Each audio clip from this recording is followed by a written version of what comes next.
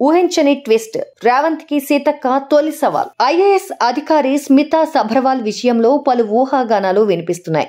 ఇలాంటి తరుణంలో ఆమె తెలంగాణ సచివాలయానికి వచ్చి సీతక్కని కలవడం ప్రాధాన్యత సంతరించుకుంది. కేసీఆర్ సీఎంగా ఉన్న సమయంలో స్మితా సభర్వాల్ సీఎంఓ ప్రత్యేక ప్రధాన కార్యదర్శిగా పనిచేశారు. అలాగే నీటిపారుదల శాఖ బాధ్యతలు నిర్వహించారు. ఇక ఇప్పుడు తెలంగాణలో ప్రభుత్వం మారింది. ప్రభుత్వం మారిన నేపథ్యంలో స్మితా సభర్వాల్ కేంద్ర సర్వీసుల్లోకి వెళ్తారనే ప్రచారం సాగింది. ముఖ్యమంత్రి రేవంత్ ని స్మితా సభర్వాల్ కలవకపోవడంపై కూడా చర్చ సాగుతుంది. అయితే తాను కేంద్ర సర్వీసుల్లోకి వెళ్లడం లేదని స్మితా సభర్వాల్ ప్రకటించారు.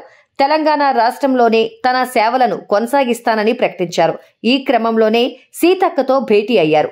సచివాలయానికి దూరంగా ఉన్న స్మితా సభర్వాల్ మంత్రి సీతక్కను కలవడం చర్చకు దారితీసింది. బుధవారమే మాజీ ఐఏఎస్ అధికారి ఆకునూరి మురళి స్మితా సభర్వాల్ పై ఓ పోస్ట్ చేశారు. ఐఏఎస్ అధికారిని స్మితా సభర్వాల్ ను ఉద్దేశించి ఆయన సంచలన పోస్ట్ చేశారు. ఏం తప్పులు చేయకపోతే భుజాలు తడుముకోవడం ఎందుకని ప్రశ్నించారు. దేశం మొత్తంలో హెలికాప్టర్లో వెళ్లి పనులను పర్యవేక్షించే ఏకైక ఐఏఎస్ ఆఫీసర్ ఈమె మాత్రమే అంటూ రాసుకొచ్చారు. అప్పటి ప్రభుత్వంలో చేసినవన్నీ చేసి కొత్త ప్రభుత్వం రాగానే కేంద్ర ప్రభుత్వానికి వెళ్లి అక్కడి నెట్వర్క్స్ ను వాడుకొని తప్పించుకోవడం కొంతమంది ఐఏఎస్ అధికారులకు ఫ్యాషన్ అయింది అంటూ ఆయన వ్యాఖ్యలు చేశారు. ఇలాంటి అధికారులను కేంద్ర సర్వీసులకు వెళ్లకుండా తెలంగాణ ప్రభుత్వం చర్యలు తీసుకోవాలని ఆకునూరి మురళి విజ్ఞప్తి చేశారు. ఇక బీఆర్ఎస్ ప్రభుత్వంలో కీలకంగా వ్యవహరించిన స్మితా సభర్వాల్ తెలంగాణ నీటిపారుదల శాఖ ముఖ్య కార్యదర్శిగా కాళేశ్వరం పనులతో పాటు మిషన్ భగీరథ పనులను పర్యవేక్షించారు. అయితే తాజాగా నీటిపారుదల శాఖపై జరిపిన సమీక్ష సమావేశానికి హాజరు కాలేదు.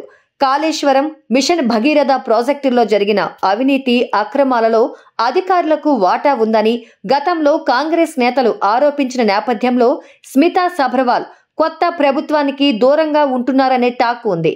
ఈ నేపథ్యంలో ఆకునూరి మురళి విజ్ఞప్తిని సీఎం పరిగణలోకి తీసుకుంటారా లేక సీతక్క ద్వారా స్మితా సరైన పోస్ట్ దక్కించుకుంటారా అనేది ఇప్పుడు హాట్ టాపిక్ గా మారింది. ఇక 2001 బ్యాచ్ ఐఏఎస్ అధికారి అయిన స్మితా సభర్వాల్ ఉమ్మడి రాష్ట్రంలో ఆదిలాబాద్ జిల్లాలో మొదట పనిచేశారు.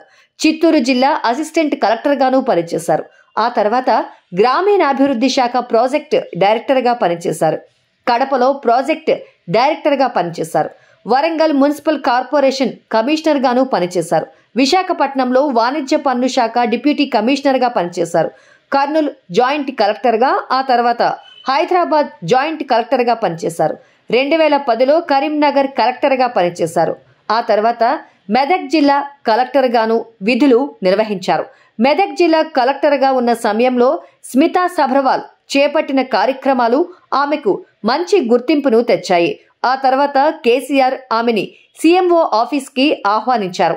ఇప్పుడు ఆమెకి ఎలాంటి ప్రాధాన్యత దక్కుతుంది అనేది కీలకంగా మారింది. సబ్స్క్రైబ్ చేయండి. Please like, share and subscribe to top Telugu TV. Top Telugu TV.